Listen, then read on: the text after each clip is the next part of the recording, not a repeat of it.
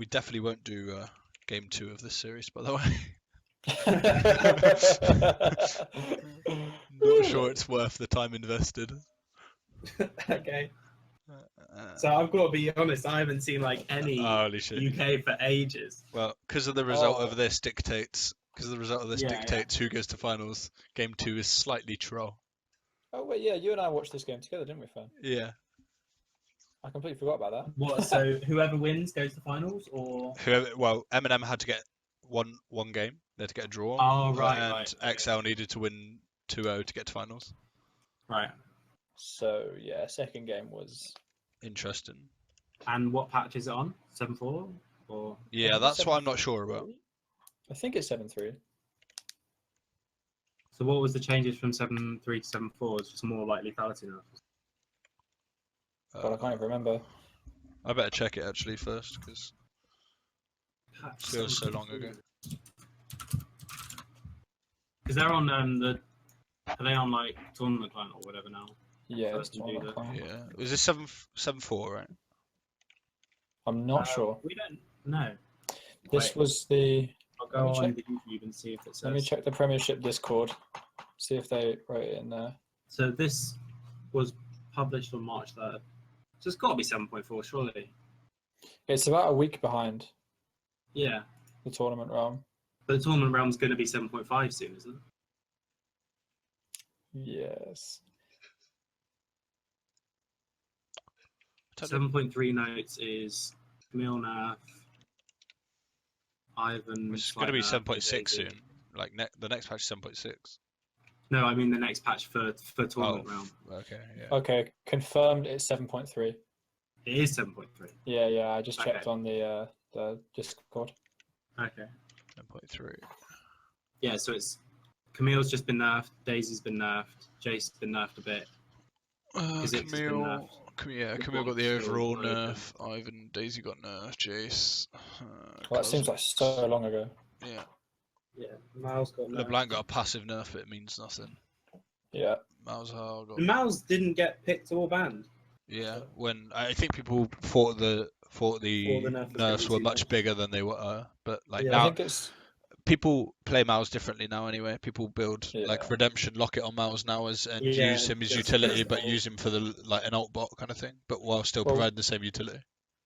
The thing is, where does a Malzahar fit into this draft? Like, you don't pick Malzahar into Lulu because you get wrecked in lane. You don't pick Malzahar into Ivern, and Hado loves Lulu, so... Rengar nerfs, Tristana, Vladimir got buffs. That was something that you wouldn't see at that point, but you'd see now in mid lane. The Vladimir Q now is so ridiculous. The third Q. Right, okay. I know what patch we're on. That's all good. Uh-huh. Video. Okay. It's really strange to see a Sivir pick at this point, actually. Like, in 7.3, it was really odd. If I remember correctly.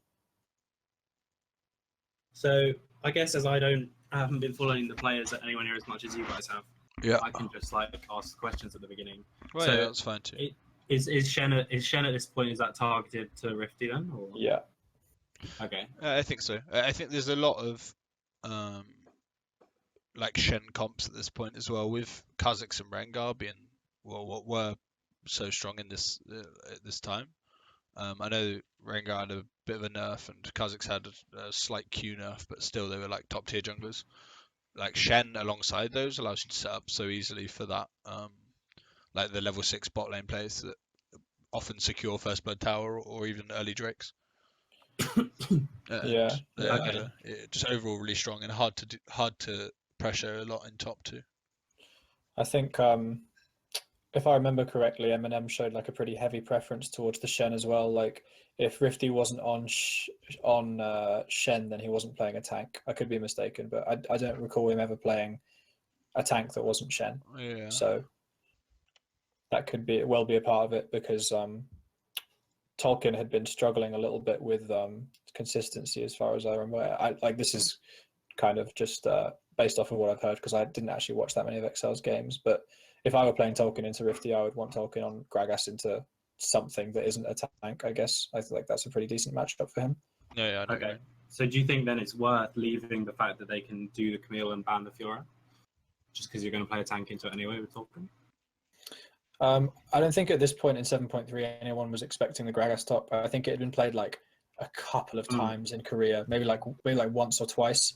But I don't think that anyone would have expected it. And Gragas is like the only tank apart from Shen and arguably Poppy that can actually like stand up to Camille in the lane, and he has really good matchups into most things top. Like he's a really solid bully. So I think they were just like banking on the Gragas pick. Your ability to cancel out with ult as well is when played Oh well, yeah, played true. sensibly is quite removes a lot of the kill pressure from ganks. Oh, doesn't he mess it up this game? Yeah, he does. I remember. Yeah, I think so. Spoilers.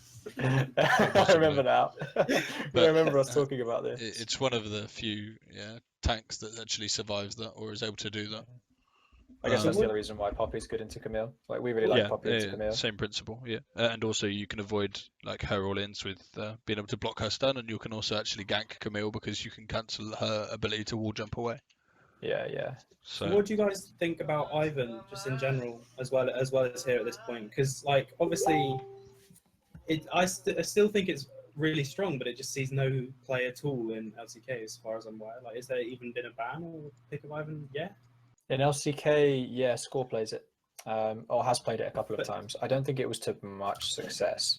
Yeah, I mean, like they just for some reason have decided like it's just not a thing. Like, do you think? What do you guys think about it? Korea hardly plays it at all, and I think it's because they have a set, quite a like predetermined set idea about like the jungler's role, and it's so much more about the early pressure that you can provide than like your team fighting prowess. They play to get lanes ahead, and then from that you let the laners or the spike that you're creating team fight for you, and not necessarily like the jungler. And the jungler becomes more utility bot, like something like a Lee Sin or Kazakh's Rengar. They're more utility based than team fight based, but they're providing a huge amount of work early, and they're one of the most important roles within that. Whereas Ivan's like it's a really weird role. He's like a secondary support, but a high income support, which can get these spikes of redemption and lock it really early, and provide a lot of protection for your carries. But with regards to early pressure, it's very limited compared to things like Elise, things like Lee Sin, Kazakhs, or all these other champions. Yeah, so, I think Koreans. Koreans play insanely well around pressure as well in the early game. Like one thing that Korean teams do that like the rest of the world arguably doesn't do is just play around like the pressure game, like forcing recalls and stuff like that on advantageous backs. And if you think about like an Ivern coming up to your lane and shoving you out of lane to force a recall, it's just not as threatening as any other jungler really. No, yeah. It could also be, I don't know, maybe there's an enormous prominence of incredibly good Graves players in Korea. I don't know. So do you think then that in a way they're right to not play Ivan, but Ivan is still a good champ? I think it's just a difference in style more so than whether the champ's good or not. Because I mean, like I'm looking now that it's Ivan's been banned twice and picked once, so that's less than Lissandra. That's this entire season. So that's less than Lissandra, less than Taric, only a little bit more than Shyvana. Jesus. And Mundo. One more than Shyvana, Mundo, Brand, Trundle, Jax. Yeah, 2 more than Jax. No, yeah, exactly. So they just like really like it's one of those things where in a way like I can see why they don't, but I don't know why some of the lower LCK teams don't try more strange things. Because if you look at like the bottom 2 or 3 this season, they basically just play the same style but worse, and they're just never. I just feel like they're never going to win series against. Except from like Afrika, who just randomly lose to just anyone. I think it'd be nice to have like a Korean Unicorns of Love, wouldn't it? That would be great fun. I think when people are in the right place so often with regards to their map movements and the rotational play and where you pressure and how you transition that pressure into gold leads, that if you're not creating the same level of pressure as the opposing jungler, unless you're getting a serious amount out of that, it's worth just trying to create the same amount of pressure elsewhere, or playing around your pressure lanes, or even prevent the pressure that you know that they're going to try and make, because you can match the 2v2 or you can match in a 3v3 around bot side, as opposed to Ivan's very much like, you're going to do this and I'm going to react by doing this with regards to taking control of your jungle, as opposed to making the proactive plays. And I don't know, it really is a difference in style, and a lot more EU's played it. But I think again, since like IEM, if you watch Ivan's at IEM when you saw kind of EU clash with Korea, it soon even fell out for the European teams with regards to playing Ivan. They soon didn't want to play it, even though they went in with the ideas that it would be really good. And Okay. I think that's quite interesting. But it's definitely a difference in styles, and Ivan's very good at punishing your mistakes, but not so good at creating plays for yourself. Okay, so do we want to talk about the rest of this like draft in general Yeah. then? Because that was sort of just a little bit of a Okay. random Bit of a tangent. tangent. So effectively, in terms of like composition wise, looks like XL's running kind of double poke with early jungle pressure and very much zone control with Zyra and Gragas. Obviously, Gragas also is partially picked for the matchup of Camille, but also works very well on preventing your poke being engaged upon. With the disengage of Gragas ult, the zone control of Zyra ult, which is very good at splitting up your backline from your frontline, which is very important when you've got some dive heavy like Camille. And then MNM is like effectively a 4-1 comp, but very orientated around buffing your AD carry and making your AD carry the ability to DPS massively while being a little threat of what exists. But I think actually XL have got a better comp overall. Yeah, I really like XL's comp. I do think it's like slightly harder to execute, but I think it makes more sense together. Like there's much more cohesion and like a much more clear win condition there. I'm actually really surprised that MNM didn't pick Cassiopeia, because as far as I'm aware, Cassiopeia has a really good matchup into Corki, and Corki was normally the pick that you actually took into Syndra that could just weather the storm. They banned it. Oh, they banned it in second time. rotation. Yeah, so that's something again that I'd like to hear your opinion on, Fan, because when we were first doing the like practice drafts, me and Mac, like I really love the fact that you can have this choice of whether to match in your first 3 picks or to like go on the aggressive in a sense and pick something that they like pick a different role so that you can then like 2 roles will be thinned out. But do you think obviously it does vary case to case, but do you think it's generally better to not match? Because I feel like at the beginning we saw matching more, and then now we see matching less. Like in the first 3 picks, so like they pick support, jungle, and AD, so you pick support, jungle, and AD. Okay, so I think it's kind of a toss-up between obviously blue side. You get your first choice of any champion in the game that's not banned out of the first ban phase, right? So there may be something really high priority that you want to take, and that might not even necessarily be in the conventional roles that are picked within the first 3. So normally you'll see, probably on average more so than not, you'll see bot lane and jungle picked within the first rotation quite often, unless there's certain power picks or flex picks that you think are important to your draft or important to take away from the opposing team, or don't give away much about your comp. And I think flex picks are especially good on blue side, because where red side has an advantage is the third pick of pick phase 1, where you can pick something. They don't get the chance to answer because they've already picked their 3 from the first rotation, and then you can ban 2 counters immediately to that. Whereas what people were doing when this kind of pick strategy first came out, this pick ban strategy, the whole 10 ban thing came out, is that they would ban counters and then they would pick where their civ is picked, they would pick their champion that they wanted because they get first pick of pick phase 2. But what teams have started doing, for instance, is where the Camille was picked right here, is they would pick that champion and then they would ban 2 counters. So kind of what MNM have done here a little bit. They pick Camille, they immediately ban Fiora, right, as something that would possibly counter that. And it's quite difficult when you're blue side to deal with that effectively unless you've got more than 2 champions you can play into that. Some champions, there's not a huge amount that you can necessarily play. I'm a bit surprised that they banned Karma over another Camille counter, something like Poppy, something like possibly even Gragas, but like you said, Gragas was a bit of a surprise at this point, or maybe MNM hadn't come across it in scrims or whatever. But normally that's kind of the way you go, and I think that's often the best thing to do is take something that's very powerful. If you can wait long enough for the third rotation, third champion pick on pick phase 1, and then you're able to take away 2 counters to that. That's the best use of ban phase 2. With regards to blue side, however, it's slightly different in as much as you're taking your first pick away. In this case, it's Varus, when Varus was kind of at the peak of his strength, I guess. Which is an AD carry, but it's like tier 1 AD carry anyway. And actually, because MNM haven't picked an AD carry at all, I'm actually quite surprised that also that they banned Cassio as well as Jhin, and they didn't ban another priority AD, right? Whether that's Ashe, whether that's Sivir, whatever they think. I mean, Larsen's Cassiopeia is something to be feared, to be fair, within the UK scene. Like, a lot of people have pretty bad memories of Larsen Cassiopeia games, so I can understand why they did it. Me included. But I think the other thing is, I don't know if they know this Ludders guy, or however you pronounce it, very well, but like, if he's an Ashe player as well, then like, if you're aware of the fact that he plays both Sivir and Ashe, then it's pointless banning out an ADC there, right? And I actually think Ashe would have been a better pick here for him. I think it goes way better against the poke comp to have an Ashe arrow with the Syndra follow-up, personally. Yeah, I mean, the lane's good against Varus, isn't it?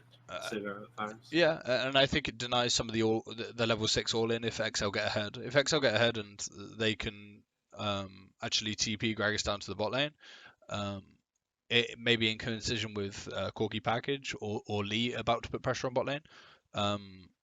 Ashe would be quite vulnerable. Whereas if Civ is able to spell shield the probably flash Varus ult, then the CC is limited, or it's much more difficult to execute. So perhaps that's in mind, and they know that if they get to a certain point in the game and they're not behind significantly, then Ivan and Lulu are going to do too much with regards to protecting Sivir, that there's actually nothing that's going to be able to kill Sivir on the XL side. Yeah, true. I feel like Sivir Lulu as well is a lane that needs literally no help to go completely even and just chill. And if they do want to play around Rifty on the top side, which I would, because he has a habit of overextending and playing super aggressively, but is also extremely good at punishing leads. Like, he's someone that knows how to like really starve someone out of CS. Then that's probably a good idea. Yeah, I agree. Okay, cool. So I'll go to the start of the game so we don't end up just talking about Champions League forever. Yeah, no worries. Yeah, so I haven't seen it, but we'll just watch it like normal speed, and then let me know if you want to pause about anything, and then obviously we can just chat as it goes as well. Yeah, that's fine. I think it should be, good. I've got the right time. Okay.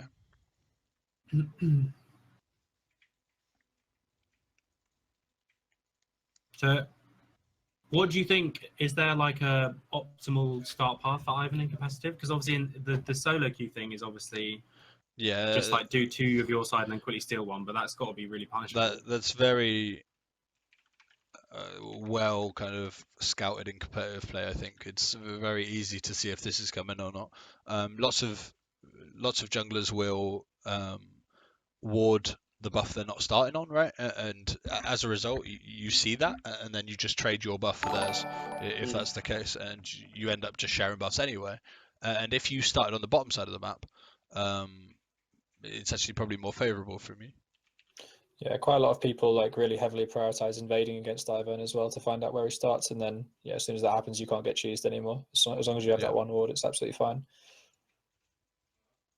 Most Ivans go for like the level 4 rush, right? I can't remember what exactly the path is, but he basically paths like from one side of the jungle to the other, marking, and then comes back and you kind of. I think he goes like wraiths. Most Ivans go blue, smites blue, and then comes back and takes red and smites red. Maybe I can't even remember. No, he starts marking red, doesn't he? Yeah.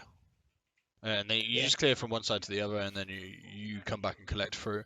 And it's kind of weird because the thing about Ivan with a path like that is if you're okay. So in this instance, if you start in the opposite side to Lee Sin, which it looks like he is, and he wasn't going to look for the cheese kind of invade, then he'd be in a situation where he'd actually be on the same side as Lee Sin, whereas no other jungler would, right? So say Ivan was any other jungler and he was clearing from this side across, you'd be in a situation where he'd actually end up the opposite side to Lee Sin. So he knows a level 3 gank can't be matched because Lee would be in the bottom side, he'd be in the top side.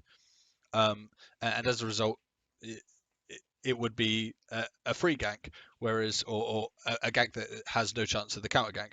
Whereas when you're playing Ivan against something that you start on the opposite side, you actually don't start on the opposite side because you clear and then you come straight back and take the camps you originally marked, and you end up on the same side as the jungler who started on the other side of you. So you can match ganks, which other junglers can't gank, which is quite interesting from like a powerful perspective.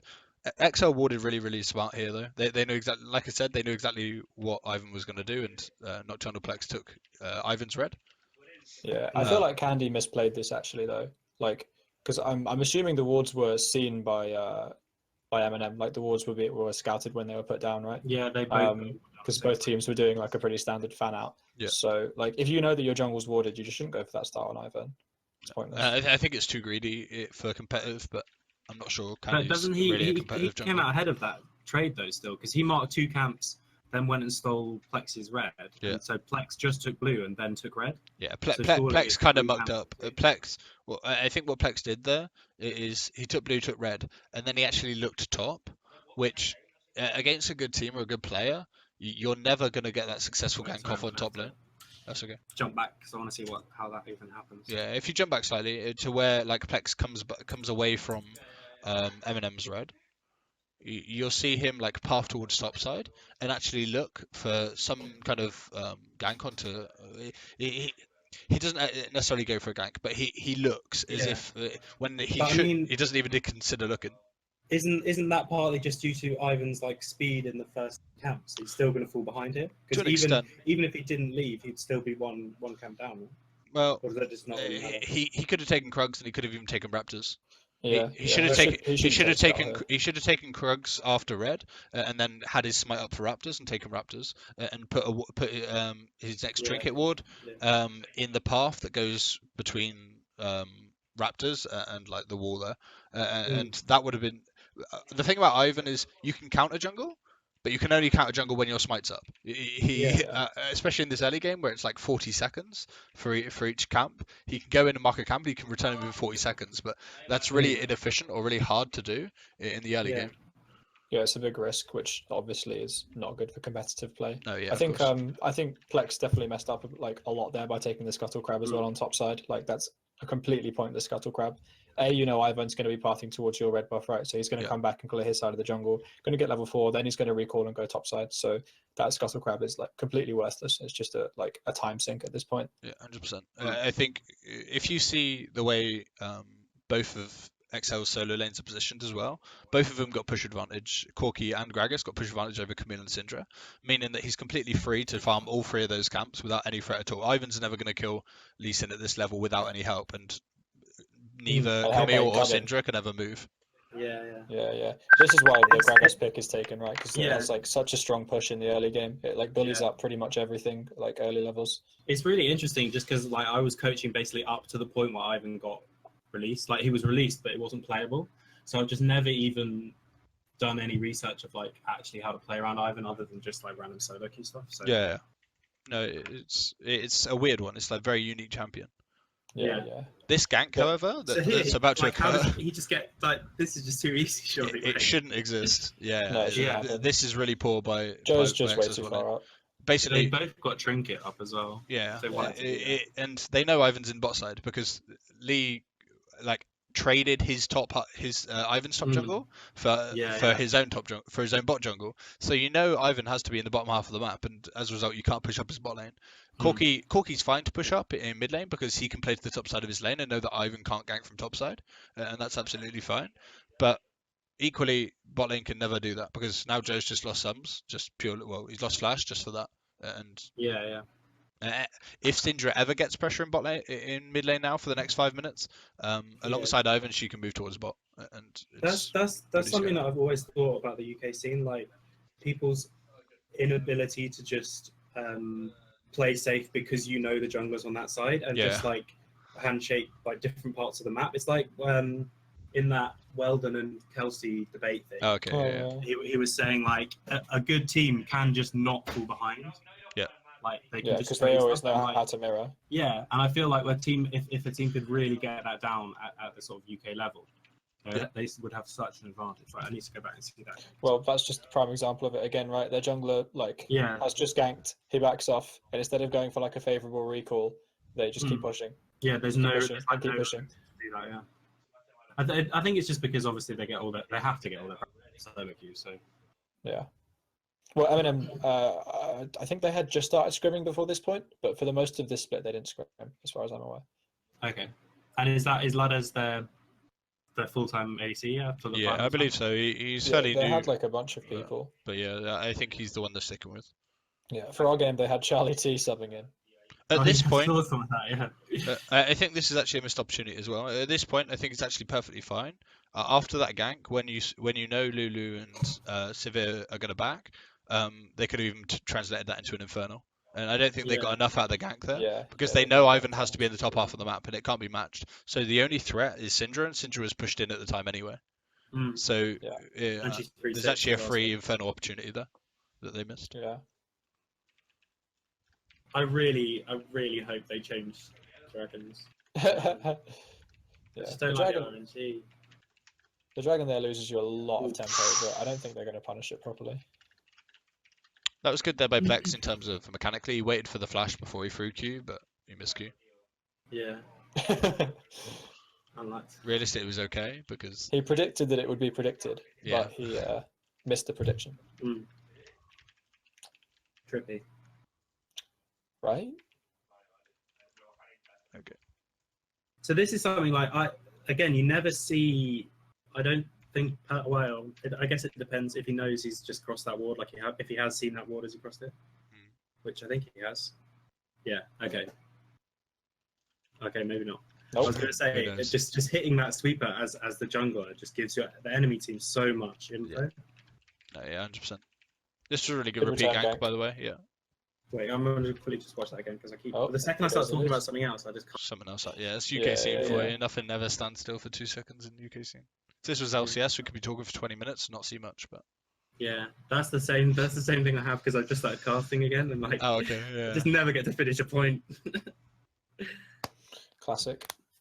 Okay, so So they both, just He literally just goes to take the That- gank and then comes that's back. awful. What? That's so greedy. Why would His jungler's Rifty ever actually TP just there? revealed on a ward as well, Like, like bot side. but both top laners just got level 5. Yeah. There is no need to like Rifty literally TP'd for 2 minions. Was he worried about the like? Was he gonna freeze get there, frozen? I guess. But I guess he even was then, trying to if not he's get going to frozen. get frozen, surely you even don't if waste a TP. even if he freezes, I don't think it was even freezing because it was a stacked wave that was pushing against Gragas. So Gragas would have taken a lot of like just free damage. Yeah, Probably like, had so much damage, to use yeah. a refillable pot just to like freeze the wave there. And even when you do, he can walk into the lane and use W and then defreeze anyway. Yeah. Yeah, true. And then even if you walk up without TPing and then you take an aggressive trade to break the freeze, then you always So- have the TP if you do need it. Maybe worst case scenario, he loses a wave, but realistically, because he knew Gragas TP top, if he saved Yeah. TP there, level 6, bot lane's free. Vara still has no flash. So Yeah. And it's Camille the same. TP's It's the anywhere same there, as you're the gonna again, die. isn't it? not It's like, not capable of handshaking. Can't see yeah, the big picture. Ivan's bot. You don't TP like Yeah. really Like- down the lane. Like and you stuff. can trade a wave there for TP advantage, but you take the wave. Mm. Yeah, you just trade away for the good of your team.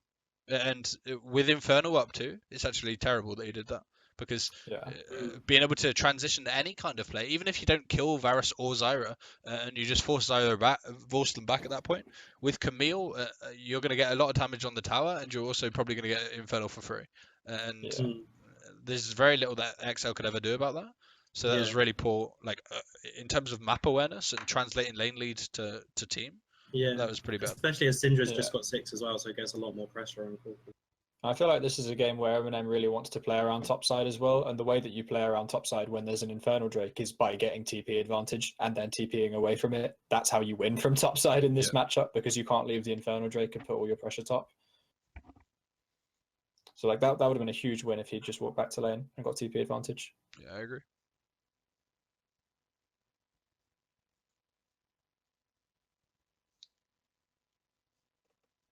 So those, I didn't really see the setup, but it just seems like going for just opportunistic, I guess. They got what, flash in mid, flash in bot. The flash was from when Zivis died before, I believe. No, I think he used it then. He didn't. I don't think he used Oh, it was Yeah, it? first time. Xavier's just My bad. just flashed then. And Yeah. My then, bad. Oh, That was when he screwed it up. Yeah. When he Yeah. used the cask early. Let's get back. I mean, to I still think, like, I don't know why you go for a 1v1 in Okay, that so situation. Tolkien was just over aggressive. He tried to make the play himself, Yeah. rather than let Camille make the play on you, and then you use ult to cancel her ult, and then you can win the trade after. Like you win the counter trade rather than the trade yourself. Yeah. Mm.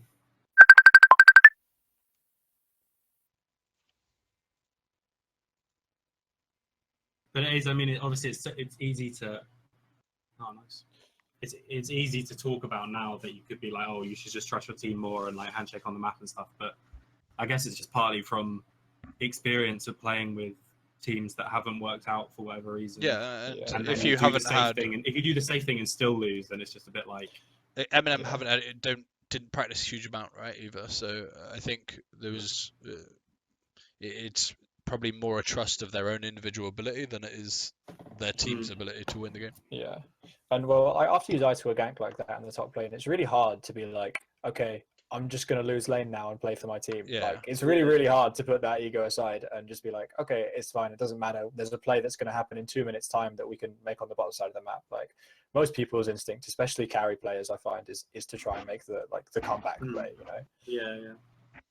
Realistically, when is an Infernal spawn first Drake, there's so much more value in the bottom half of the map than there is in the top side. So it's so important to be able to make this kind of play, because you can literally gain a 3k gold swing from the bottom half of the map if you get a good play. Speaking of which, this roam costs Yeah, them so much. why is This that? is And a also, really horrible he roam. he roams as the package is going, so he doesn't even use the package either. And look going at his to the mid-wave roam. as well. And even if he killed Camille, it wouldn't mean as much as they lose for it. Wait, so let's jump back to see where the roam started, because I didn't even see it was happening. It starts at a really poor time, if I remember correctly. Oh, he goes up and then he goes back a bit. So I think he. Yeah, they're also they're investing like that pink ward on the top side of the map. Why is that there? Like that should be on the bottom side of the map. That should be on your bottom side. It's actually in river, like mid river. Yeah. Okay. It's actually impossible to do this as well, because your bot lane wants to back when Zivi's roams here, Yeah. meaning that they're back in second, and meaning that their bot lane would get there first, and they don't actually even lose any lane pressure if they don't go immediately to lane. And if Ivan's anywhere in the bottom half of the map, then you just lose, especially if Sidra there can literally aren't push. any people in the bottom side of the map right now for so XL. there's no Also, they contestation can't over even Infernal. kill the tower if they get a kill, can they? No. Just got 2 people. No. And the Zivi's roam forces Plex to show mid as well, so it's just it's just awful. So do you think Infernal, even in the early game, is better than Mountain as well? I think actually Ocean Drake is the best Drake pre 15 minutes, but then after 15 minutes that's it becomes useless. But so I I don't mean, know. I think if you're a top maybe tier not- team, not then in Ocean Drake terms is of- insanely strong. I don't mean necessarily useless, but I mean it's like the opposite to it Infernal, drops right? down, Like yeah. Infernal's at this point gives Yeah. you 3 or 4 AD, which means So nothing. what I really mean, I guess, then in practice is which should be the one that you spend the most time focusing on getting early. So obviously they only got it in 10 minutes, but that roam top, even though the roam was bad, if the roam had been a slightly better time, that's worth doing, I assume, for Cloud. Would you say that's worth doing for Ocean, even though Not with if these comps. Ocean's free. I think so you trade the opportunity for a top kill and maybe top tower pressure for a Ocean Drake, is that if you coincided that roam with the jungle roam, and it wasn't onto a Camille, it was onto I don't know, a tank that's not tanky yet, right? Because they're a tank and they haven't built their tank items yet.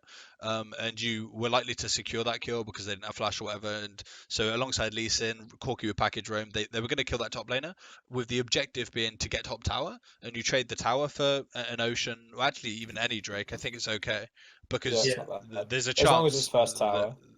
But you have to get the first tower out of it to make it worth. The kill first isn't tower's enough. 400 at this point as well, isn't it? Yeah, it's a significant swing that is an unmatched objective, right? That gold can never be regained by MNM anywhere else. It's not like a It's not like a trade-off. Dragons there. Yeah, effectively. But equally, there may be another Infernal next, right? Yeah, or another Mountain next, which can equalize the situation you're in. I think there's a lot of context to it as well. like that plays. I feel like that plays fine trading, the top tower, or it's even good. Like it's a great idea trading the top tower for the Drake. If, say, for example, your bottom lane is just a lane that gets perma pushed, like your bottom lane is just going to get smashed in terms of push or in terms of trades for the entire game, and you're not expecting to be able to convert on that Drake because they have, I don't know, like a super early game jungler, and you just don't, and you don't have enough wave clear. Then making that roam top like proactively before you lose your Drake and your tower is great, but in this game it's not, and it wasn't coordinated properly. Yeah, I mean, obviously this game was just like they didn't get anything for it anyway. But I was just sort of wondering about your general I think thoughts as well. the issue with play at this level is that these kind of roams or ganks in general aren't objectified enough. They don't realize what the purpose of the gank is or of the play. So it should be, okay, they're stronger in the bottom half of the map than us. So when they look to make a play around Dragon, we're going to try and use our mid pressure to roam top with jungler and with the objective of getting first blood tower. It doesn't matter what happens to Camille, even if Camille just recalls. Like, who cares? It makes no difference. The objective is to get top tower rather than actually tunneling on the kill on Camille, because it means so little compared to being able to get that objective or trade for that objective. And equally, you see so many miscoordinated ganks because one person's going for a kill and one person's wanting the objective, and it neither work out when you're doing kind of both things. Whereas it's a bit like the shot call in generic, right? If everyone follows a bad call, there's still a chance it works. But if you're both doing two different things, it's very, very unlikely for it to actually exist. Yeah. That was always one of the first things that I'd always focus on getting teams to do. Yeah. And I really like the 5-minute win conditions. Like, what are we doing in the next 5 minutes? I think that's like super important. So so obviously it wouldn't be anything around top in this game. So there's no point. And like so as long as everyone's just on the same page of like general objective as well, I think it's just so useful. Okay, these situations. Where should we jump back and watch that again? Yeah. Once it's done. This is a play that should have happened literally 3 levels ago from when Rifty. Infernal When Infernal existed, and Rifty should have saved his TP for that moment, right? And Gragas wouldn't have had TP. So this play could have happened by MNM with no response from XL, but in this instance, they can match responses here. Yeah, so I'll just play it out then. And also when they had summoners down on the enemy team, because right now everyone has flash. I can't see the package cooldown on Corki, or in just on the VOD. So they're able to walk straight far down though. Do you think XL know they're coming in and wanting this fight? I think the Corki, like you can see it from the fact that the Corki recalls straight into the package. Like as soon as he sees the Syndra moving down, he starts recalling into package. Yeah, but I mean he's still nowhere near there, so that still is 45. I guess he mistimes it. Yeah. But they still. I don't know if it's reactionary or not. Yeah, it just kind of feels assume like that most players in the UK scene are reactionary, to be honest. But I mean, it feels like there's. I don't know how they can ever just walk straight to bot lane without XL knowing, and it does turn out well for XL. Yeah, I mean, XL did know. They saw the Syndra leaving the mid lane, right? These 5-0 situations, especially around package, are beneficial for XL massively. Any situation where Gragas can join the team. Even when it was, because that was still 45 for if I just jump back, maybe I'm just misreading like the power levels of people, but it feels like, wait, have I gone back way too far? No. You gone forward, right? Oh, what? No, there's only one tower down. Oh, right, yeah.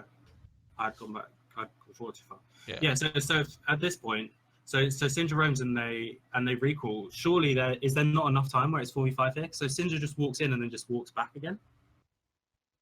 Like if you look at what Larson contributes to this fight at this point, surely it's still 5v4. Yeah, it looks pretty bad for. It looks like it's going to be bad. Okay. So Larson gets chained. What should have happened is Ivan should have flashed on a mechanical skill level. If Ivan flashes the Varus ult, flashes forward into Varus over the Varus ult, then it hits no one, and they just kill bot lane. Yeah. But I just mean also even then, like, didn't wait first. At this point, right? If So after they get snared, Yeah. Where's the Gragas TP is just in a better place as well. Yeah, the Gragas TP is earlier and in a better place. But it just so Larson literally just that one Q is all he does in this entire fight. So it ends up being 4v4, even though Corky's not there. Yeah, and he gets really split that's from his completely team. right. It's literally the chain that wins them this. Yeah. If you don't get hit, if Ivan and Syndra don't get hit by Varasol, then they just lose because Gragas doesn't get there quick enough to impact the play. But because the Varasol delays their ability to delays long enough for Gragas to get there, and it actually I didn't split. see how low Haddo got as well. It splits Syndra completely from the team too, because Ivan goes towards his team, and Syndra's in a situation where she's so far behind that she then can't, and she has to walk back up river and can contribute nothing. So it's effectively a 4v5 for XL because of Syndra's positioning or because of the way she was disengaged. This is good by Zivis as well. He knows he's got package, so you can get out of anything, and he just zones from tower just to secure tower. Yeah. They get tower, and then you can just rotate there you to get pressure. there's the 1.2k gold lead, even though the Infernal exists for MNM. But Infernal means nothing at this point. It's like, whatever, 10 AD or something. It's very limited on what it actually gains. Yeah. And if you get ahead on a poke comp like this, it's actually really, really hard to come back into it. Yeah. If and MNM doesn't really have that many means of like super hard engage. Like, yes, they have pick tools, and yes, they have the severe, but it's not. Do you think like top tower, unkiteable? Do you think top tower now is next objective, or because Corky's at 11, can you put bot lane mid as well and 2 and 3 on that tower, or do you just do the rotate top instead? It depends on what this Drake is. I think that's super important. I think if this Drake is important, to XL, then Corky should go bot lane, and bot lane should go mid lane. And you can actually play it out in the short lane where Varus can poke and be safe, while Corky's equally safer than bot lane is in bot lane. While also, if a fight broke out in top side of the map, then bot lane could move quicker, and they could also move quicker to Corky because they're in the central spot of the fight. Also, Tolkien will have his TP up exactly the same as time as Rifty, so around Drake is important. It's a cloud Drake. And it's a cloud. So this may be why XL actually rotate Varus top lane, right? And why they rotate Zyra too, because actually they're not bothered about this. It means very little to them at this point in the game.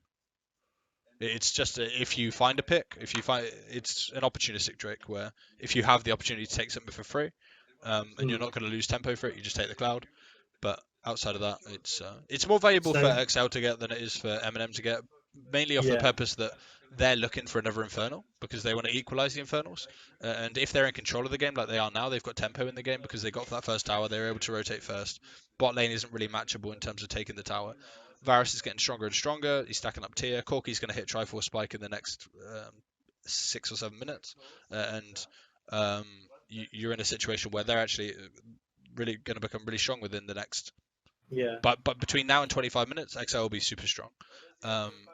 So their ability to take Cloud is very easy.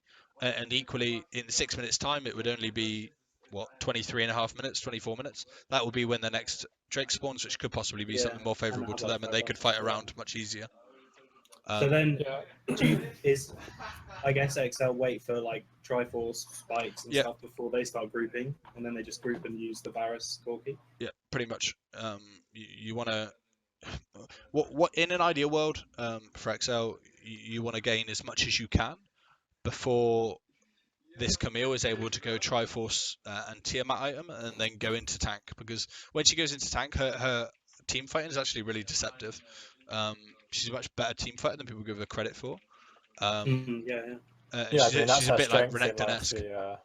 That's her strength in a lot of the kind of matchups where she gets outscaled, right? Like the Camille Fiora matchup where Fiora is going to eventually win that split push, but Camille can 1v9 team fights. Like, she's so impactful, especially if she can run to mid lane. She can make some seriously big ganks on the mid laner. I think there's another factor as well regarding where you put your bottom lane, which I've only just thought of, which is actually which of your side laners has pressure at that point. Like, obviously, if you're 3-man units in the mid lane, then your side laners need to have pressure to be able to keep them safe, right? So, like, in this dynamic, the Syndra's probably got pressure on the Corki at this point, and the Gragas has pressure on the Camille, right? So it depends which of those two you value more in terms of being able to push in and rotate to the mid lane first. And I would probably them in value the longer lane, or you put them in the lane that's closer to the objective you're going to fight next. So it depends if you want them close to your ADC, basically, right? So, like, if you put your your ADC mid at this point, and the Syndra is facing off against Corki in the bot lane. The Syndra has pressure on the Corki, so she can rotate to mid first. You probably don't want that, so it probably makes sense to put your bot lane top. Equally, the Gragas can rotate first over the Camille because he's had pressure on the Camille for this whole time, as far as I'm aware. So like it's a kind of a trade-off, right? Like the Gragas is going to get to mid lane first, but the Syndra is also going to get to mid lane first. I would rather have the Syndra. XL are in a really great position at the moment, and a lot of that's because Camille can't kill Gragas very easily because Gragas has a means of cancelling her all-ins, and Corki's because he's got he itemized a Hex Shrinker first item, and Larson's got a limited mana pool, but until he finishes Morelos, there's not a huge amount of threat on him either in terms of kill potential, unless he gets ganked. So in these 1v1 situations, there's not much threat for XL, while Varus and Corki are going to hit spikes soon.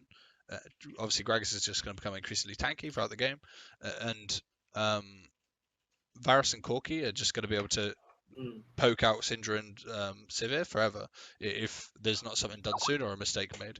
So it's going to be super important, and I think actually XL should do much more with their lead than I think they do.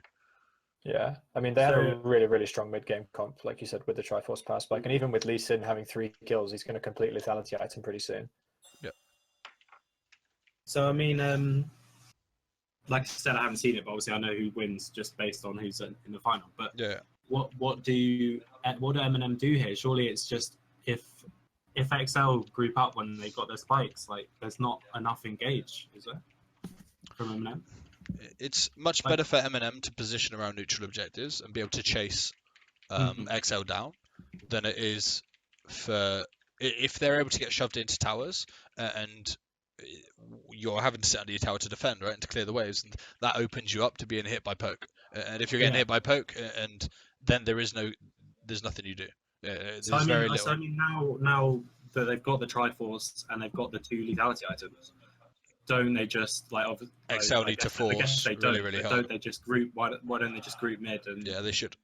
They should mid. I can't see exactly what the wave situation is in top lane, but if Civiz just walks top lane now and then sets up a slow push towards Eminem, they're in a real terrible situation. Civiz going to have to go top and clear the wave, and Syndra doesn't even have Morelos, so her wave clear is really limited. It's not like she could sit there forever and do so. So she's going to be in a situation where if you just focus Corki and Varus poke onto Syndra, there's nothing they can do. That's why they've actually had to send Syndra top. But that should have been the slow push rather than the fast push. And the reason for that being is that Corki doesn't get to mid lane quick enough to be able to actually force that. It looks like Haddo's been poked out on Lulu, and you can see the effect of that, and he's having to back, and now they're losing pressure. But right now, the wave would probably be like pushing in top lane. No, it doesn't even matter about Camille.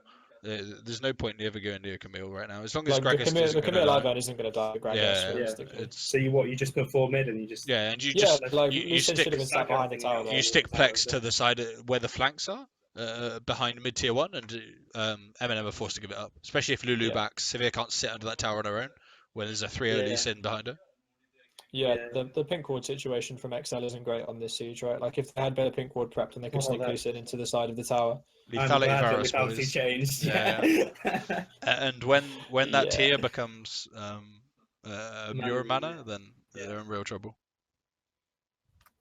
So I mean, still, I guess he's got to deal with top lane, but if you can just do the exact same thing again, right? Yep, you can keep doing it until you get the tower. Slow push top and siege mid again. Then. Yeah, but he fast pushes top, and it's an issue because I think again a lot of people seem to sort of get impatient. Like if nothing's changed, your win condition and what you've got to do is not changed either. Yeah. Exactly. People overestimate what they think this Infernal is going to do, right? It's not like we lose 5 minutes on something and all of a sudden they outscale you because they've got Infernal. People get really impatient on how they're going to play, and it's quite an issue. This will happen over time. Camille will be able to chip down tower, but realistically, she can't get as much as your 4-man can get if your 4-man's grouped, and it's actually difficult for you to do that. But you have to play this correctly. You have to threaten the dive when you're coming in with Lee Sin. Needs to threaten the dive when this occurs. Okay. Ooh, that's ironic. Like none of those cooldowns need to happen there. Like those cooldowns should be with this cannon wave when the cannon wave reaches the tower. Back again. Like this is jumping the gun super bad. They over disengaged basically. Yeah. Yeah. Like here, you have such a huge advantage. You got the heal out, you got the silver ulti out. You're totally good. This fire Like, assault, this siege- fire assault's fine. It like disrupts the engage and burns severe Yeah. flash, But then but you that one- don't need the Zyra ult or anything more. You just take your win that you just traded a chunk on Sivir, and she just burnt all her mana and now she's going to sit under tower, and you're just going to poke her out rather Yeah. than and threaten with Zyra and Lee Sin. Gragas fight them. That's really good by Plex. Oh, You trade his life for the wave clear. That's fine. Sivir's out of mana now. This is over chase, to be honest. But Yeah, this so you is- just go back. Like it's just again. It's, Yeah, you it's come back the- mid, it's just because the objective. now Camille's been able to get back to lane, and she's taken the tower herself. So if you don't Yeah. get mid tower now, it was completely not worth. And Camille will take this tower so quick too. Now she's got Triforce. If you don't match. So I mean, you don't even even though the Gragas flank looks fine or looks good, you don't even need to do that, do you? Because it's the same thing. You're just going for the siege. You're not going. Yeah, to, like, it was good initially, and I think he should have just walked up behind MNM's blue buff and just like walked into a flank position behind the tower, and Lee Sin should be the other side, and you just threaten because they know Camille can't match because she had to recall after getting chunked by the tower on bot lane, and then if you get nothing out of that, or if they back off and you take tower, then Gragas just walks back bot lane. He doesn't need to create some kind of skirmish situation around mid. Yeah. So you see it Yeah. again in the replay. So he goes in and then. Yeah. But I mean, does he even need to be there if you're just talking about strictly playing to your win No, conditions? he just needs to aren't they threaten still- his ability to allow them to take the Sivir's got tower. no mana to help wave Yeah. there, and they've still got plenty. They still have plenty of mana on the Varus as well. So. Yeah, I mean, like he could walk up behind the tower, throw a cast, and walk away. Like Yeah. that'd be his job done. And then he walks back to bot lane and collects the wave, and then keeps doing the same, and that's fine. But actually, MNM got more out of that than XL did. Way more. That being said, that lane is now completely useless for MNM. Like Wifty can't go back there anymore. But can't he just swap to top and do the same thing there, though, right? Yes, that's what he should do. And it's fine because they're playing a 4-1 comp. I think he'll do it purely to draw because it will take multiple people to deal with Camille in the end. Yeah. And Baron's a real threat at the moment. It's actually hideous for XL to have Baron on the map. XL want Baron off the map as soon as possible because then they can rotate their 4-man, the 4-man kind of siege comp into Rifty, and then Rifty has to regain pressure on the opposite side of the map. So all the pressure he gains in one lane is lost by the 4-man just rotating into him, and then he has to transition his push back into the other side of the map, and then you can just rotate your 4-man back into him, and you just keep doing that as XL, rinse and repeat, and it's actually really, really good for them because Camille gains very little with regards to the pressure she can put out. But this mid lane tower is a real nuisance for them. It's been standing way too long. Way too long, yeah. And it forces Lee to be around, and he doesn't necessarily want to be around. But again, like the way they should play it hasn't really changed, has it? They surely No. should just do the same thing. Yeah. They just group around the dive. When Camille leaves bot lane, Gragas should just set up a slow push away from himself and then transition towards mid. Please don't give up a mid tower for a Cloud Drake. I hope they don't do that. Okay, never mind. Okay. That. Okay, never mind. So they've been sieging mid lane for the last like 4 minutes, and then lose they it give up before- their lose own. it They first, lose. that's They give up their mid ridiculous tower as well. first purely for a Cloud Drake. Yeah. Yeah, I don't know. So again, if we try as much, well, whenever possible, to like bring it back to like sort of the root cause of something like that. Again, it's just they're worried like they're going to be outscaled. Yeah, and they're they've trying to got no force objective, things so that they're because like, they "We need to don't get something." they can't immediately get the objective that they think they can get, so they immediately try and force things, and now they're just been outnumbered in mid lane because so Lee went much topside. damage though. It feels Yeah, like it's crazy. This is why he can was you picked not ban. use this? Like You that's why have it's to. 100% pick ban. Yeah. Yeah. So they I lose feel two like for that. I feel like Two for Plex that cloud in the is end. really messing up this game. Like, I don't want to hate on the guy, but he's been floating around this Camille Gragas matchup so much. Too where much. it's just I think completely he irrelevant. thinks that Camille can do more than she can, and that's an issue. This is obviously just after the Camille map as well. Yeah, and I haven't actually seen him and Orcs like buddying up that much to get vision, and I've noticed that a lot of times this game, Haddo's just been able to like walk into completely blue warded zones and just clear everything out and put his own wards down. It's been absolutely fine. Like around that mid siege, they didn't have like appropriate Yeah. amount of warding, and they didn't even have any pink wards around the Yeah. area. Like their pink wards were super shallow. They didn't have anything in the river. Even for that dragon take, they didn't have any pink wards down. This kind of wave in bot lane is something that's really good. They actually set up a slow push for once, and it was able to. She probably lost a fair bit of CS into tower there, and it forces someone to be there, and that's the biggest thing for Excel. If you're forcing them to not be a 5-man when you can be, because there's no Camille has no pressure at that point when she's back that far back in her own lane, she has no pressure, and you can Especially group as in this lane 5 as well, into one of the tier 2s and completely control that now.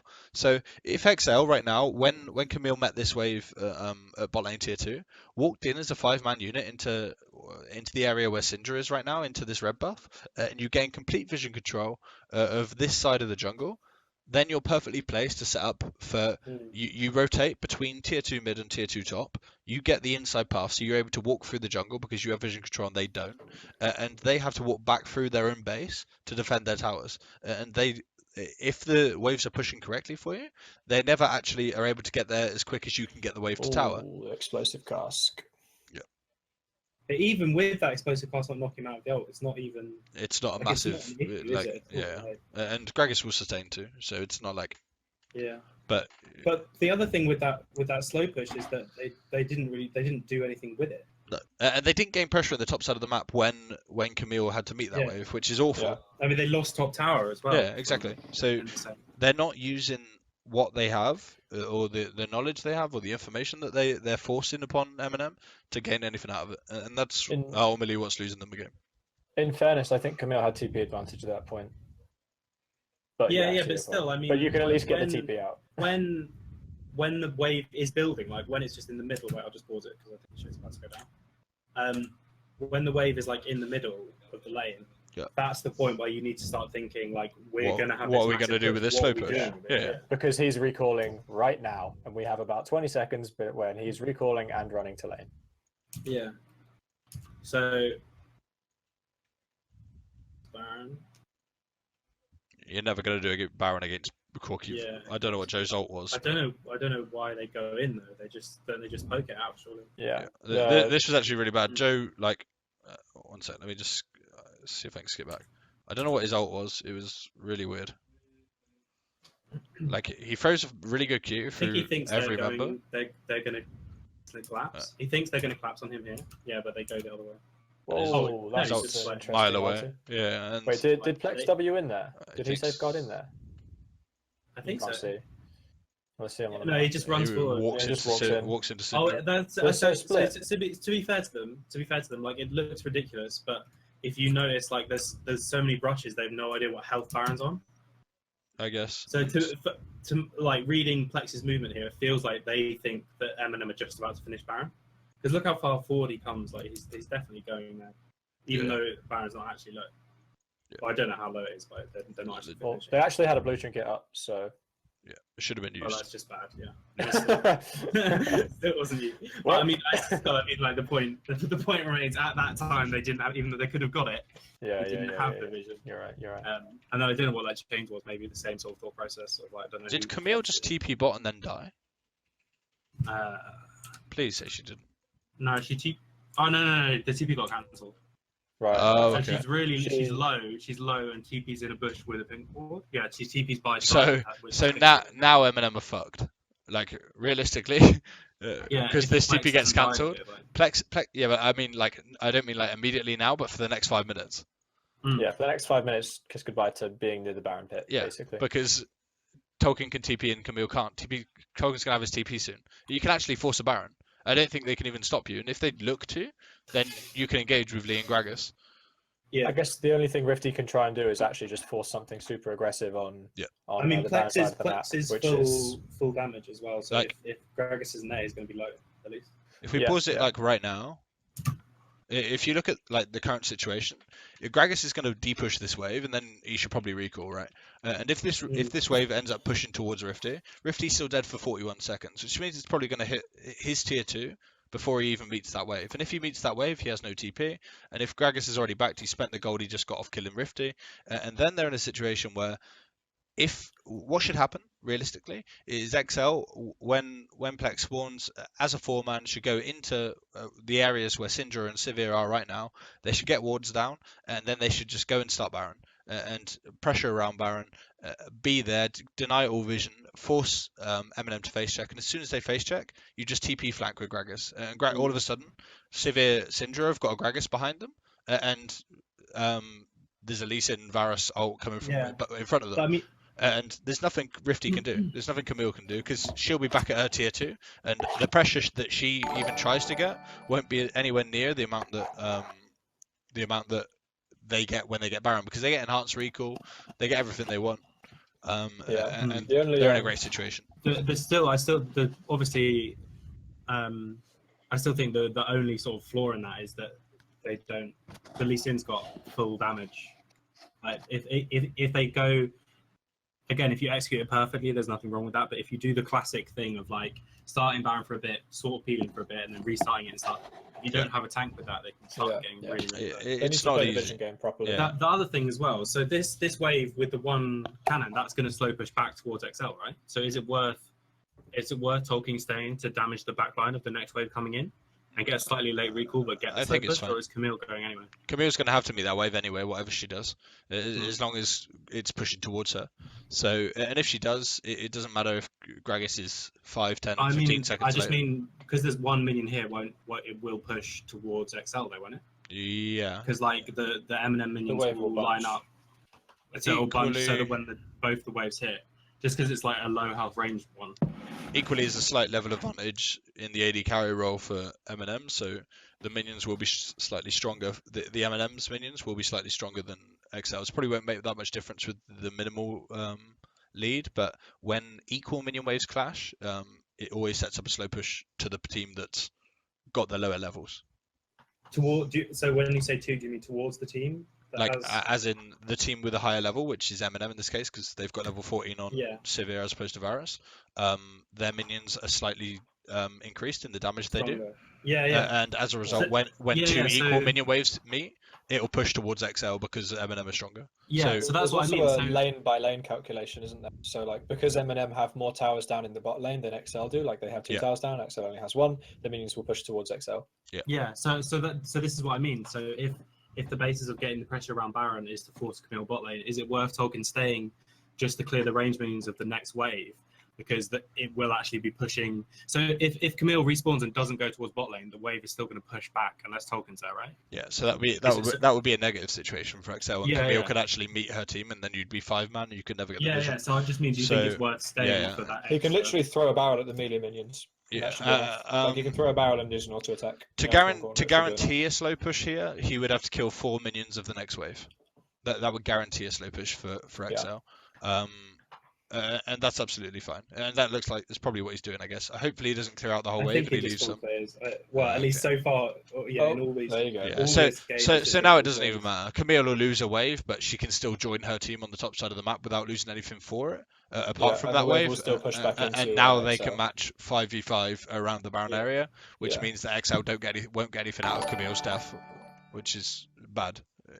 To say the least.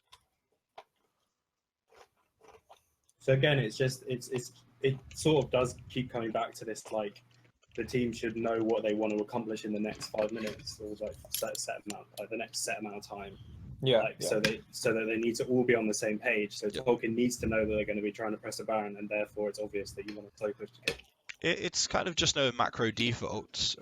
What you do in 5-0 versus 4-1 comps, and what you do with slow push waves, and this kind of thing that maybe teams at this level don't have enough time to work on those kind of menial things when they're just trying to work on learning the patch or really focusing on what champions are strong at the moment and things like this. It's also much harder, obviously, when you're in the game. No, of course, It just requires hours and hours of doing it over and over again. It's kind of become habit to know what you do with these kind of waves. Whereas how many UK teams scrim every day like Spanish teams do? Yeah, of course. We scrim, I don't know, 6 days a week for most days 2 blocks, some days 1 block. So I don't know, whatever you calculate that is 3 hours, 2 blocks a day. Say we scrim double blocks all week, we'd be getting 36 hours of scrims a week. Yeah. So So cool. At It's a least lot. double everyone else. Yeah, like, of being course. very generous to UK teams. And of course, Yeah, we're not probably double more, blocking right? every day or week because we do Yeah. VOD reviews and we do other stuff, but we're learning for that amount of hours every week. Whereas Excel or MNM, And also, it's of like course, more don't get efficient that. learning as well, right? Yeah, All because in the we're same there place. together. Yeah. But Should we jump back a bit to the yeah, setup this first as is kind of important about what we were speaking about just a second ago, right? Because Camille's not forced to go bot, they can, whether he's got TP or not, they can match the 5v5, and now they can create a 5v5 situation around Baron. And I still think that's favourable for XL because XL have got the stronger 5-0 comp. But equally, it doesn't need to be a 5-0 here. It could be you could be fighting 5v4 here while Camille's bot lane, and that would put you in a real tough situation. And you could start this Baron when you see Camille meet the massive wave that she's going to meet at this tier 2, and then they're forced to fight you, and then you look for the engage. But this is just slightly less coordinated or less thought out than that. Okay. So we play out here then. It's at least like It's good still practice the from same M&M, thing. though. So Camille is still bot. Yeah. Even though she So doesn't they need to. immediately start the Baron, thinking they can do it quick enough. Yeah. So the principle's okay. The principle is she's seen there, so we can do this. But because Camille, like they should have done it when Camille was walking to the wave, as opposed to when she's already cleared the wave. And this is too slow. And now Camille's there, and you're in a 5 situation. As well. There's 2 people doing the Baron. There's 3 people fighting, and also they knock Tolkien knocks Candyfoss away, and then they could, if they were all on it, like I think when he knocks it away, they could all just. You have to do one or the other. You either all fight or you all do the Baron. You can't do 3 of you fight and 2 of you are still doing Baron. They can take this Baron, no problem. They have 5 flashes up. At this point, it's 1,600 health. Okay, so the Baron's free no matter what now because that ult was really good from Tolkien. That secures the Baron irrelevant, but it's what you get out of this fight or if you get a fight here that's any way favourable to you. And the double redemption is so obnoxious to deal with as well in situations like this. I don't like the fact that redemption is like that strong because it's just sort of like you were saying at the beginning. You even take it on like Malzahar now. Like it's basically just everyone except from Zyra. Yep. You want redemption first. And when you're something like a jungler and you're getting a very high gold income compared to your conventional support, right? You can get these items so cheaply and they're so effective. Like for instance, already, when you look at what Lee Sin offers the team, right? He's got Edge of Night, Warrior, and a Hex Drinker. Okay, he's got Sightstone. I really then you look at Ivan and he's full build. Like, you know what I mean? He's pretty much okay. He's got a Dark Seal with 4 stacks on it that he'll probably sell and turn into I don't know a Ruby Sightstone or something. But he's literally got no more gold than Lee Sin, probably less gold than Lee Sin, and he's full build. And he offers so much to the point of his comp, which is Sivir in this instance, with Knight's Vow, Locket, Redemption. It's crazy. So just talking about that trade, they traded Baron for 3 kills, right, effectively, and mid lane push. So realistically, the trade is based on what MNM get out of these death timers. If they don't get much and XL are then able to siege with Baron, then things could actually still be good for XL. But if they get a lot out of this and pressure's denied, then the situation could be harder. So the win condition then is still the same thing for XL, right? Now it's still nothing's changed. It's still very clear. It's still there as well. It's still like present. It's just like the sort of panic of like knowing you're going to be outscaled, knowing that it's like on you to do something. Yeah. But then on the other hand, just being like trying to then think like if it's not working, therefore we don't just wait. I don't know. I guess it's like partly trusting the sort of theory of it as well. Yeah, it's a clear-cut understanding of what your comp does and how it does it. It is the most important thing. And having practiced it. Yeah, even if it's not worked for you, you've got to trust the fact that it is still the correct play. Yep, it's how your comp is going to win the game, and if they can't do that, then you don't win the game. But equally, jump back for that one again. And they just set up way too fast here, right? But they don't have the proper setup, so they can easily get flanked from the field. There's a lot of panic and kind of rushed. There's no need to do that rather than like calm, concise, well-constructed plays. And that's the difference between this level and pro level, right? It is how clear, calm, and collected, well thought out in game plays are made.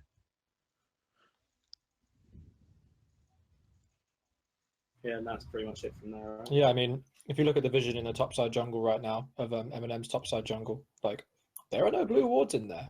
No, there Which, should like, be. if you're playing a siege comp, it's really Yeah. nice. It seemed like they were just sort of rushing with the wave, like, oh, this wave's going to hit, therefore we Yeah, have yeah, to it make was something. really It seemed like they were desperate just to sort of do rushing that. with the wave, like, oh, this wave's going to hit, therefore we Yeah, have yeah, to it make was something. really It seemed like they were just desperate sort of to do rushing that. with the wave, like, oh, this wave's going to hit, therefore we yeah, have yeah. to- It seemed like- like they did get a lead early, and they did have the opportunity to just siege up, but they tried it once, it didn't work straight away because they didn't do it like as well as they like as optimally as they could have, and then that was just like hit. Yeah. We're not trying it again. If you skip back slightly to Should we go through, will it be on the replays, or should we just go to where? So before that fight happened? where this like siege is occurring, there's a massive issue here So on, this is on it a. here. I know. This is the moment where they think they've got to do it, and then they just rush it. straight I up. think they outright lose the game from this point, right? This is the Yeah, moment they do, actually yeah. lose the Yeah, game. that's it. So, and the issue is,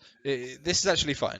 Like, okay, right now you see Gragas, like Camille, they have a bit of a scuffle Wait, why between. can't I see anything? The video's just finished for me. Oh, really? Oh really? That's awkward. Like refresh the I'm at Page. 44:55 in the video. Is that correct? Everyone there? I'm 45:06 is where I'm at. Will I just pause and play it? I'm at 45 minutes What? exactly. Now I'm in a room on my Everyone- own. What the I hell? think everyone just went like it finished, and so, it didn't even finish though. No, that's what I mean. What's going to happen? Alright, let me, So wait, let are you me- on a different one from me now? I'm at 45:02 in the video. Wait, are you controlling your own one as well? Well, I skipped back slightly, but I didn't know if that. I thought that would skip back for everyone. But Oh, maybe yeah, I'm I'm wrong. just in It a room had on my been- own. It had been for the rest of the. It had been for the rest of the time. Oh, It did that's what do I that thought. previously, Just- but it changed its Just quietly make another one. Or Just for the last. yeah, I don't know. that all went very wrong very quickly. Yeah, randomly. Spaghetti. Okay. Right, I've got a new room.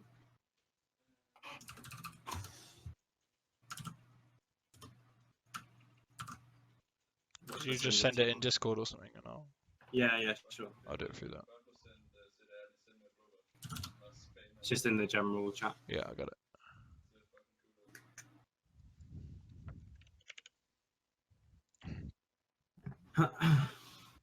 Okay, so what do we want? 40.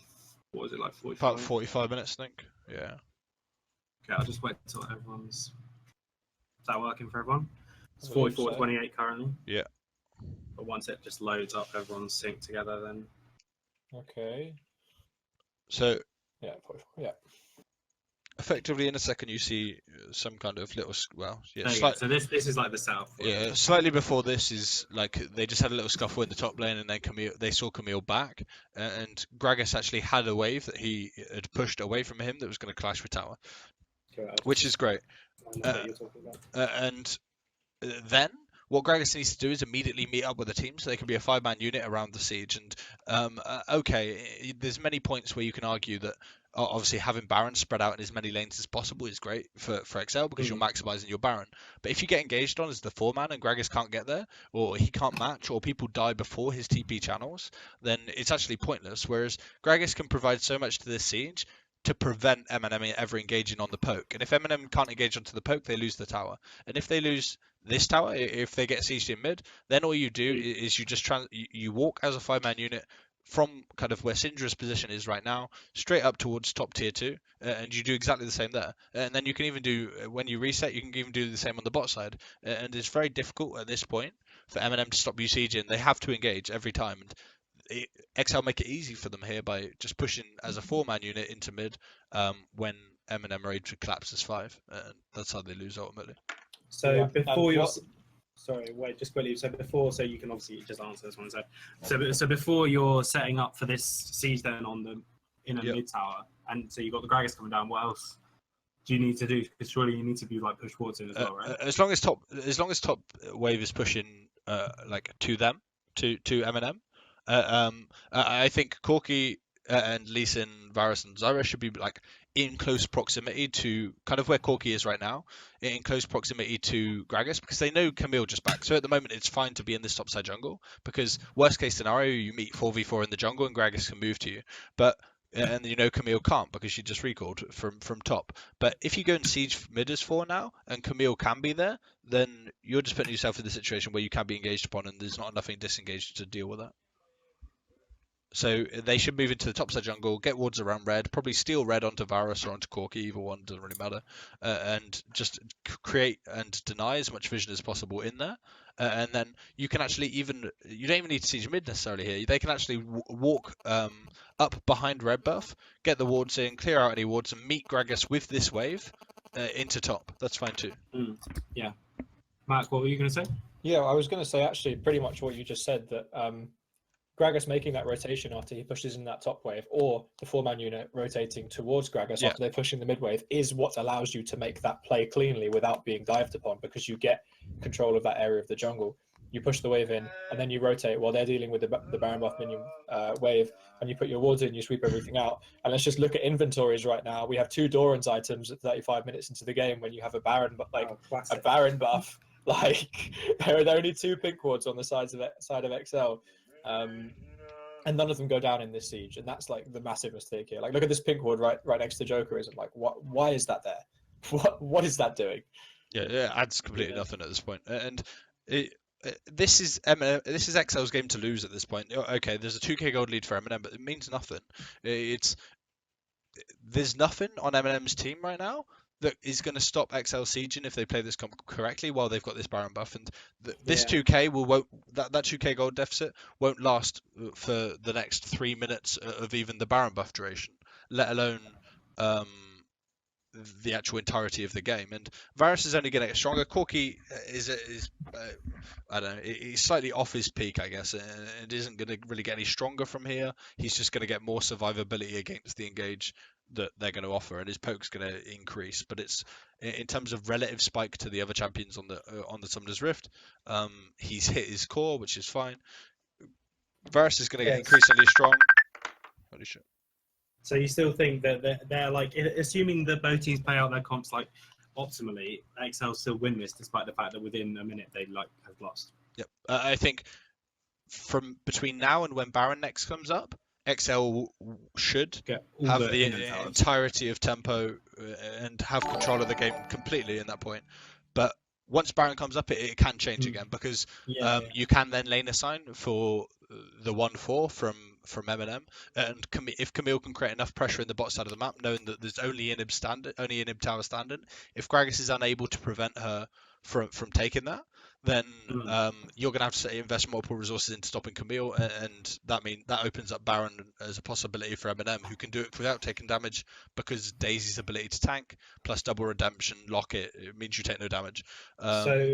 So until Baron next comes up, that's why it's really, really good for XL to get Baron there, and it actually didn't matter that they lost 3 members in doing so, because every time Baron's off the map, and there's no neutral that they have to consider, so they don't have to play in a certain side of the map or a certain area of the map, means that XL are in a real positive position. But when Baron respawns, that's when MNM could actually get a foothold in the game. But equally, if they get such a gold lead between now and then, it won't even matter anyway. Yeah, I was just going to say, by that point, with a siege comp, with a Baron buff, you should have an inhibitor or 2 down, and at that point, the Camille's pressure becomes not completely neutralized, but like more or less totally absorbed. Yeah, exactly. And this just comes back to what slots poor drafting from MNM, because they have like no engage with the Ivan plus the Camille and like a non-engaged support as well. On a kind of this probably wouldn't ever be considered at a UK level at this moment in time anyway, but at a higher level of macro play, if this was a pro level of macro play, these sieges that are occurring right now wouldn't be occurring in the top side of the map, right? They would be looking to get as much as they can in the bottom half of the map, and probably look for their key objective being bot lane inhibitor if they can, because when Baron does come up, the pressure is neutralized around 3 or 4 minutes time, so you're still getting the same amount in gold value, but it's in a more important area for you, where Camille is actually not able to gain pressure into that side lane, because she's then pushing it super minions when Baron next spawns. And if she's doing that, that allows Gragas to deal with that solo, while maintaining his ability to TP, and which means that XL don't need to invest multiple resources into Camille when Baron spawns, and as a result, they're never going to find an outnumbered situation. MNM are never going to find an outnumbered situation around Baron. So actually, everything right now is in XL's hands, and they're in complete control of the game. But within the next 3 minutes, I believe they lose the game. So Yeah. that's we just how watch kind it of and coin see. flippy it is. Yeah, you can see. Yeah. Yeah, and that bot lane inhibitor, being able to take that is just a wave management thing. That's Yeah, all it is yeah. having that wave pushing into that side of the map, because most teams, when they get the Baron, will just go, right, we have a wave pushing top, let's get on that wave. Yeah. I mean, like, because you need to use your Baron Rather buff as than efficiently as possible. realizing what the purpose is of getting these towers, and it's not just purely for the gold. It's for So future so setup they too. so they do put the 1 or 2 wards on Camille, but they're just way too close to the lane. And Right. they shouldn't. Basically, the premise is now that they should be a 5-man unit. Whether they're top lane with Right. Gragas or whether Gragas is with them, they should be 5. Because Gragas can disengage this, whereas if he's having to TP in from the lane, the TP channel being 4.5 seconds nowadays isn't You're enough dead if by you that get. point. It isn't enough if they get on top of you. He can't provide the disengage that's needed. Okay. If he's 4.5 seconds late. But they can get Even these here, towers so they see easily. Camille, and they're not moving yet. They could Yeah. be moving Yeah. topside towards Gragas. And they should all be playing topside anyway, because they know that Camille can't come from topside because they just they walked through there. So Yeah. it's likely. And again, they from walk bot side through, anyway. but there's no wards like down. Yeah. So, Yeah, like Fern said, I think the best play they can make there is as soon as that wave actually meets the tower, they just move straight up to top lane. yeah, and they meet Gragas and they take top tower for free. And now they lose the game solo because your ability to. This is what I was saying earlier. The way MNM win fights in this game is their ability to chase down. Yeah, XL. Camille chases. Camille, Sivir are all very good at chasing. Camille with the Ivan. Camille as with well, Ivan, so. yeah, is disgusting. And even Lulu to an extent. And Camille can still chase you even if you get into your own base, so it doesn't matter. And that's their game. And that's how quickly a positive situation can turn into a lost game at this point. I guess that's the sort of danger of playing these like siege comps as well. Like if you can keep your opponents like under control, then you're fine. But the second they get away from you once, like they do get an engage on you. And that's something MNM within the UK scene, whether they're under Manolite or MNM, have historically been very good at, is punishing your mistakes. If you make macro errors like that, like rookie errors, they will punish you because they're good. They're good players that understand that, and they know they're never scared of engaging on you. And if they can engage on you when you make that kind of mistake, then you just lose. And they've picked up so many games like that where other teams have made just silly mistakes. That's why it's always been so frustrating. A lot of the time that I spent coaching in the UK scene has been on like lower like solo queue level, like worse teams on paper. Yes. Than these sort of teams, and it's just like if you can train people to just not lose in the early game and then play correctly as a team in the late game, then I think. Yeah, especially in a lot of these you can beat players that are effectively better than your players you've got at your disposal. 100%. Yeah. Because it's so okay. You need a set level of mechanics. You need a level of your ability to utilize the champion well. But only time that this really matters at this level, to an extent, where players are significantly better than other players, is when they make massive errors like that. If that was MNM making exactly the same error, I'm sure XL would have punished, and the exact same outcome would have occurred. Whether you class XL or MNM as better players than one another, it's just seeing and understanding error rather than being a good League of Legends player or not mechanically. Yeah. Okay, cool. So I don't know what this replay is, but I guess they just go through all the important moments. Yeah, I guess they're just showing key points. So we've got this top lane, which again was just that TP that was. Yep, which was silly. It lost a lot of MNM's ability to play make. Yeah. And this play then would have never been matched. Yeah, this gives you because the advantage. Rifty would have been there and Tolkien couldn't have been there. Yeah.